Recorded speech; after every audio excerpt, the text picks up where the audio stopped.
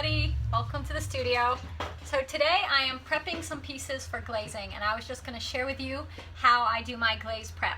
And it's not like this really beautiful thing about the studio. There's nothing really romantic and wonderful about this part of being a potter's life, but you got to prep your work for glazing, because if you don't, you can have some really bad things happen.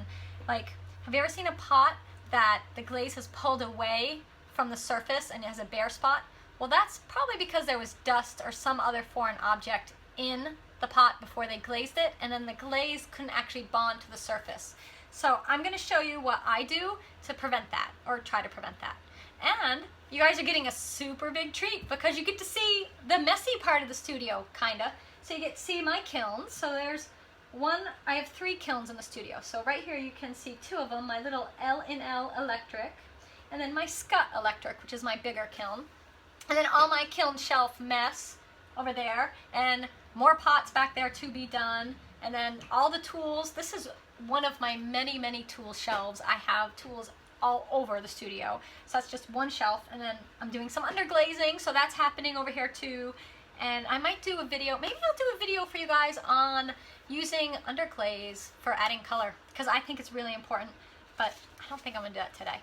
All right, so I'm gonna just go over quickly how I prep, and I have 2 pieces here that I'm going to show you. So one of them is a piece that I've actually carved into. So you can see this pattern that's on it has been carved into the surface and then inlaid with black underglaze and then wiped away when it was wet.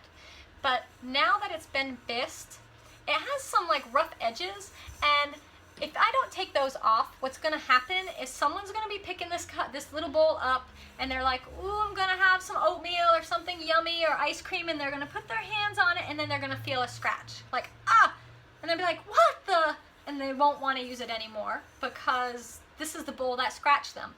So I have to prepare it. I have to smooth it down and sand it for them. So what I do is I take 220 grit sandpaper, I dip it in clean water, and then I sand the surface. And I do this on carved pieces and not carved pieces. Like, I do it on all of my work. And the reason I dip the sandpaper in water is because whenever you do anything in the ceramic studio, you're trying to prevent dust. Like, dust is your enemy. And if you work in clay, you breathe in a lot of dust anyhow. It just happens. It's part of one of the hazards, I think. At the bottom. And so by getting this wet, I'm controlling some of the dust. Like, the dust isn't going to come up because I'm keeping it down. Keeping the dust down. Alright, and I'm just going to feel around the rim. Make sure there's nothing there. Feel around the bottom. So that one's good. Now here's a mug that I made. And it doesn't have any designs or anything on it. It's just a simple mug, and it will have all of its surface design done later. Like, I'm going to add all that afterwards. But I still want to do the same thing. I want to make sure there's no rough spots or rough edges or anything. So I'm just going to, first of all, I'm going to run my hands along and see if there's anything I can see that just stands out to me. I'll hit it with the sandpaper, but I always go over the handles, because there's often things, let me just feel that you don't know are there. Like, you'll look at it and think, oh, that's good, and then you glaze fire it and you pull it out, and then there's like one bumpy crumb left on the side of the handle, and someone's going to pick it up, and then that's not good, because they can get cut and they won't like your mug. So that's the first part of prepping. The second part, I'm just going to drape this there, is now that I've created like this sandy paste all over the surface, I need to wipe it down. I was going to wipe it down anyways, because you want to remove any excess dust. So I'm using clean water and a sponge that I've squeezed out, and I just dip it in, squeeze, and wipe. Wipe your pots, and don't forget to wipe the bottoms and wipe the inside. Wipe the inside really well. Like, I always go back in and do a thorough wiping of all my pots. So that's one, and I'm going to do the same on this one. And that's my glaze prep. Like, that's it for this. Now, the other thing that I do is I wax the bottoms of the pots. So I'll wax it right here. but I can't do that on this one because I gotta add color.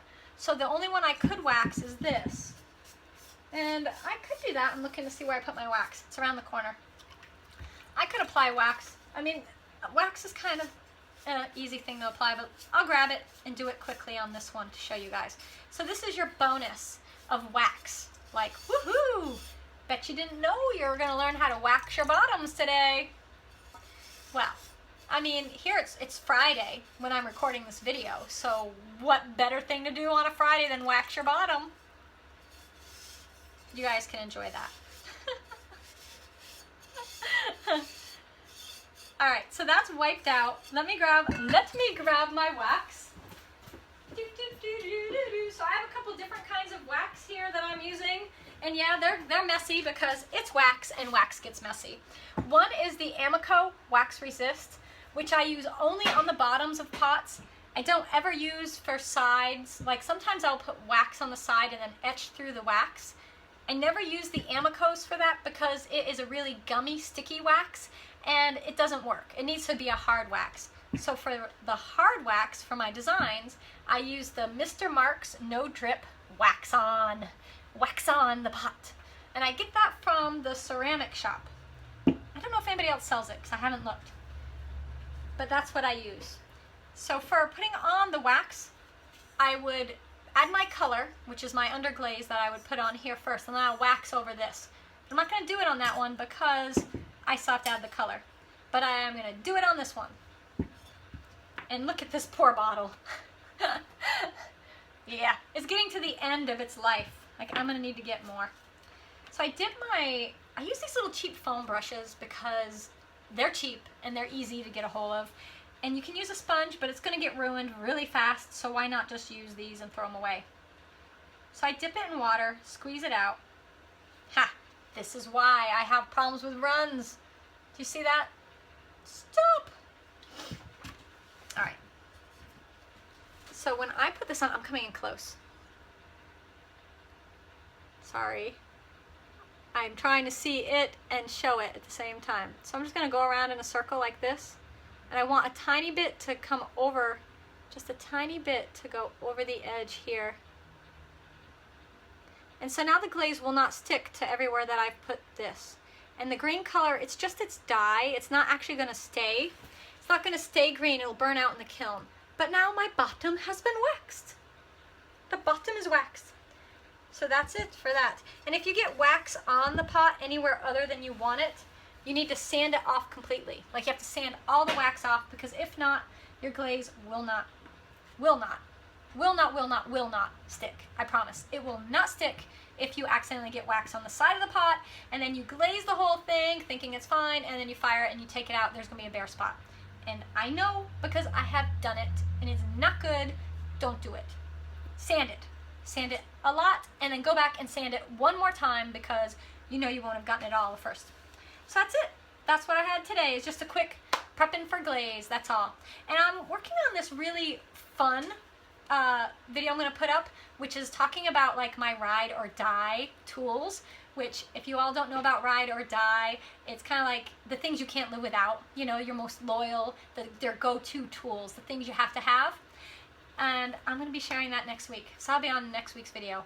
And that's it. That's all I got. So I hope this helped everybody and you learned about glaze prepping. It's not really romantic or awesome or anything, but it is a really big part of making pottery. You've got to prep your work if you want to look good. There's nothing like spending all this time to make your work and then have it be ruined in the glaze firing. You don't want that. So I hope this helps. All right, guys, till next time, thanks for hanging out with me here in the studio. Bye.